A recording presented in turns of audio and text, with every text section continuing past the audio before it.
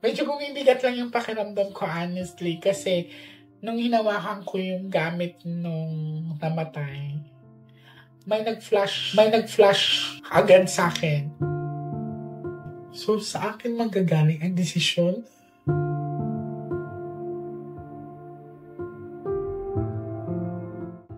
Okay, let's do this.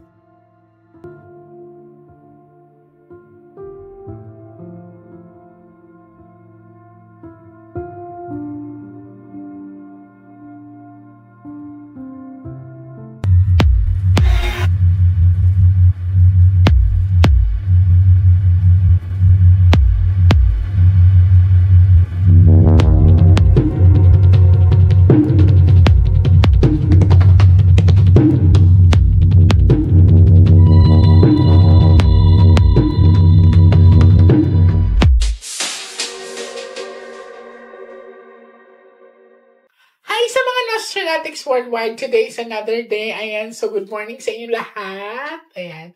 So ngayon may tutulungan tayo. Actually, may dala silang gamit sa family member nila, no? And hindi ko na lang siya ipapakita kasi yun ang request ng family nila. Na it's okay daw na i-record basta wag na lang daw ipakita yung face. And nandito yung gamit.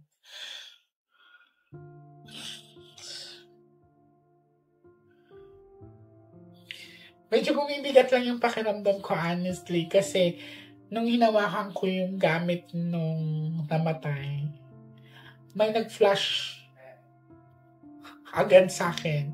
May pinakita agad sa akin. So, titignan natin ha. Medyo Okay. So, sa akin magagaling ang desisyon. Oh my God, mabigat na ano to. Let's do this. Ay.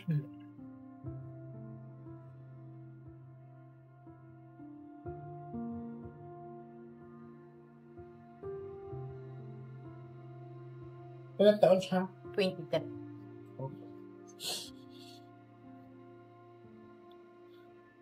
Pick one card. Thank you. So this is it. Ang kilabot ko sa liig ko sa bato ko is grabe. Alam mo yung pakiramdam na magmumula sa'yo ang desisyon kung titignan ko muna sa bara kasi medyo naiiyak ako na hindi ko alam kung anong gagawin ko. Cut the cards into 3.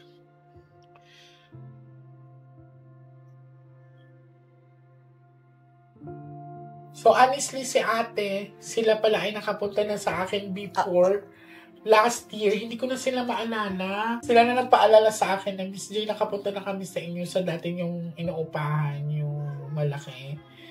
And hindi ko alam, medyo nadidistract ako ngayon sa pagre-reading ko. Kasi nung hinawakan ko yung gamit ni Kuya, wala na akong maramdamang pulso. Cut the cards into 3.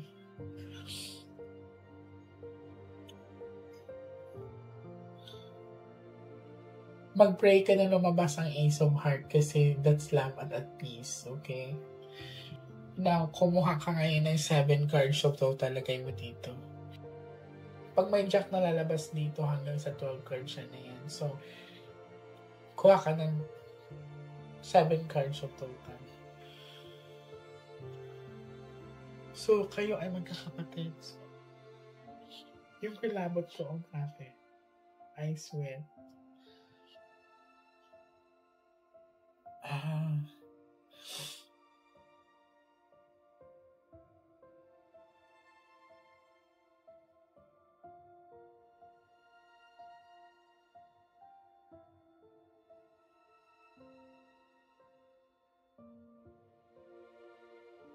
So, ikaw to, I'm hoping that this is a red card.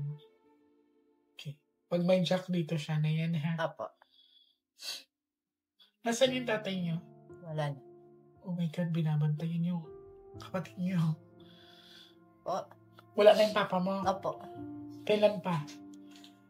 5 years, magsi 6 years. 2019 po. So, Jack is here. So, kung mapapansin mo, maaaring magkasama na sila. Tingnan mo, darling. Opo, nandyan nga po. Okay. So, this is your father. Opo. And, parang itong tinatawag na sundo. Kasi ang sabi sa akin, biglaan daw siyang hindi makahinga. Biglaan daw yung pagkamatay niya. Parang bang nag-stop yung, titingnan ko muna kung inatake ba to or something, may sakit ba to sa puso. Pero, it seems like, nakikita ko siya sa isang sasakyan na parang sinusugod. Pero, hindi ko alam kung umabot ba siya. Pero, sa pinapakita sa akin dito is, wala akong clear na makitang findings. Titingnan ko, pero maaaring magkasama na sila ng papa mo. Ilan kaya magkapatid na babae? 4 po. Okay. Pang-ilan ka? Pangatlo po. Sinong pangalawa? Wala po, nasa bahay po. Ako po yung pangalan. Ikaw yung pangalawa. Ito, pangalawang babae sa pamilya. Titingnan ko kasi ang sabi dito, kailangan magpa-check kasi parang may bukol something sa bandang tiyan pababa sa matres. Titingnan ko pa rin ha.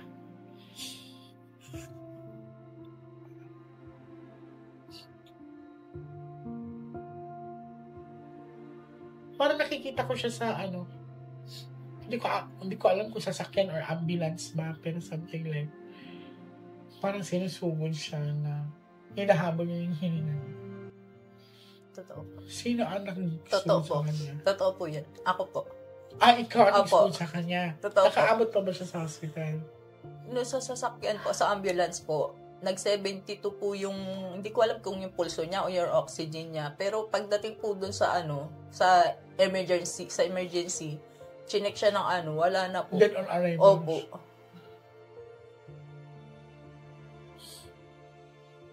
Tingnan natin. Kung hindi na siya chinek ng mga doctor, Chinek, nirepay po siya. Binigay po yung nila. dala niyo yung death certificate niya.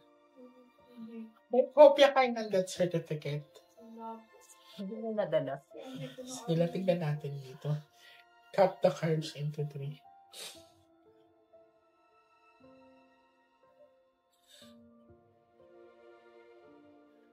Kuha ka ng 9 cards of total. So, sa pinakita din sa akin ng mga baraha, 9 cards, hindi pa pinanggalaw or hindi pa pinaimbalsa mo yung katawan niya. Tama ba ako? Opo. Okay. So,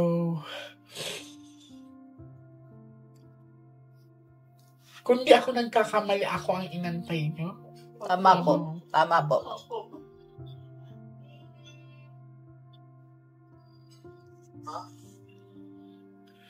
Kapatid niya yan. Sabihin mo pumunta siya sa bahay. Tama po kayo. Di ba may bayad yun pag nagpa-preserve ka? Opo. Yata?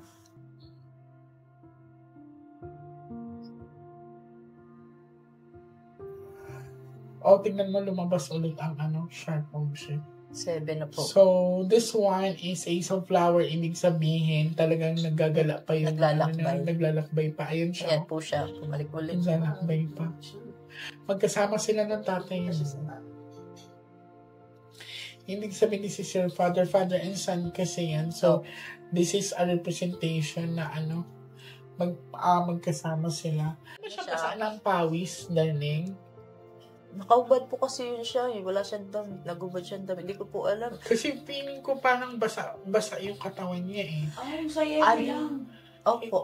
Parang hindi ko alam kung pinaliguan ba siya or something. Pero parang basa yung katawan niya. Hindi ko alam kung may nagbuhos ng tubig or something, may naglagay ng tubig. Ang sabi po kasi doon, bilihan niyo siya ng bloke kung gusto niyo matagal siya dyan kasi hindi lang siya pwede doon ng matagal. Bali, so nilagyan po siya, oo. Dito, nilagyan po siya. Okay. I clearly understand now. Cut the card sheet 3.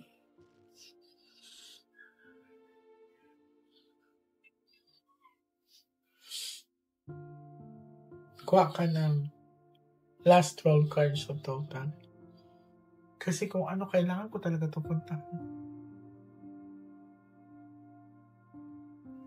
Pag lumabas ang Ace of Heart or Ace of Diamond, ibig sabihin,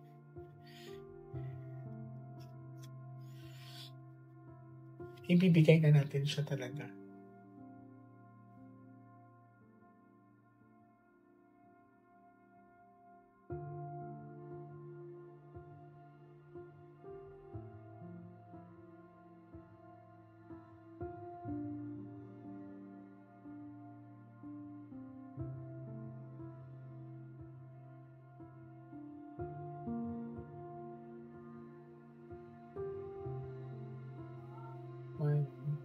This is you. Ay, ibigay na natin siya. Lumabas po yung Ace of Hearts. Totally malakayot na. Okay. Okay. Isa lang hingin nating sign. Tingnan mo, dalawa. This is recorded ha. Opo. Ace of Hearts. So, ang nangyari sa kanya, may pumutok na ugat sa ulo niya. So, baka aneurysm to. Ayun, no? Wala ba siyang sinasabi sa inyo? Na may nararamdaman siya? Tahimik po yun. Hindi po yan mahilig pag nainom yan sa bahay lang po. Yun. Hindi siya mahilig po magsabi. So, Kuya, ano nga name niya? Philip. Kuya Philip, ayan. So, walang barang, walang kulang. Hindi rin siya nagpakamatay. Wala siyang it's something like na parang may pressure sa ulo niya. Yan. Wala daw walang foul play. Sino nakakita sa katawan niya? Ako. Saan mo siya nakita? Doon po sa higaan niya. Wala siyang ininom nung time na yun. Gin po. Umiinom po siya. Gaano kadami? Hindi ko po masabi kasi araw-araw po siya umiinom. Pagkanawi sa bahay galing sa trabaho. Ang worry ko dito, baka na alcohol intoxication to siya. Kasi may umano daw may parang something like pumutok na ugat sa ulo niya. So, possible na overdose to sa alak. Wala We asked for a sign. So, Kuya, andito na. So, ayun, ibibigay ka na namin.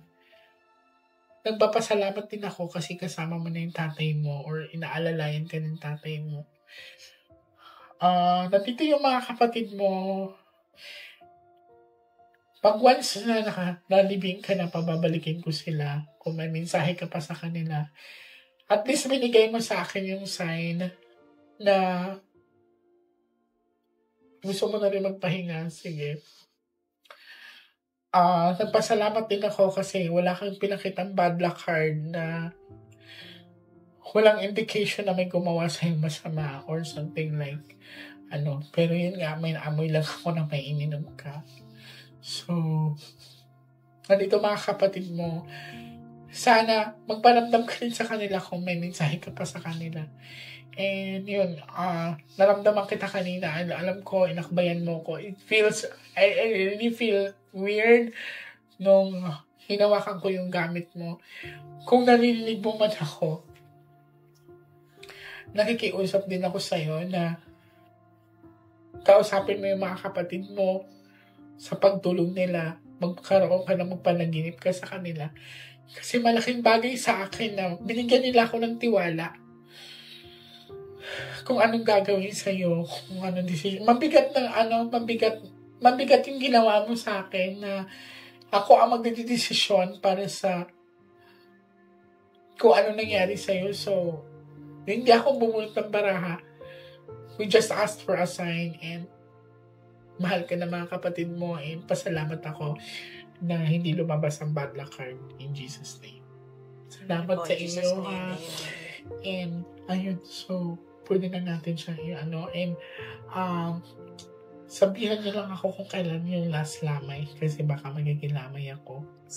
Thank you po. Titignan din natin kung may mensahe siya sa last lamay. Sige po, opo. Dadalaw po ako. Opo, salamat po. Ako dapat magpasalamat kasi sobrang bigat nito. Sa totoo lang.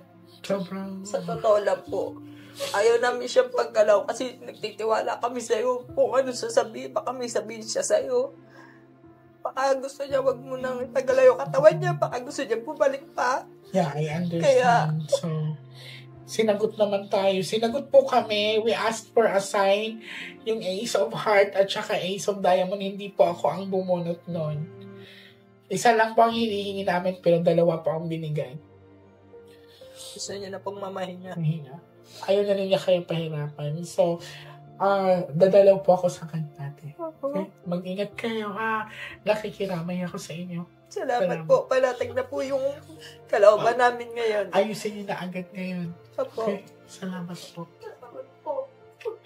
Tapos daan kayo ng simbahan, magsindi kayo ng puting kandila, dalawa para sa kanya at para sa tatay niyo.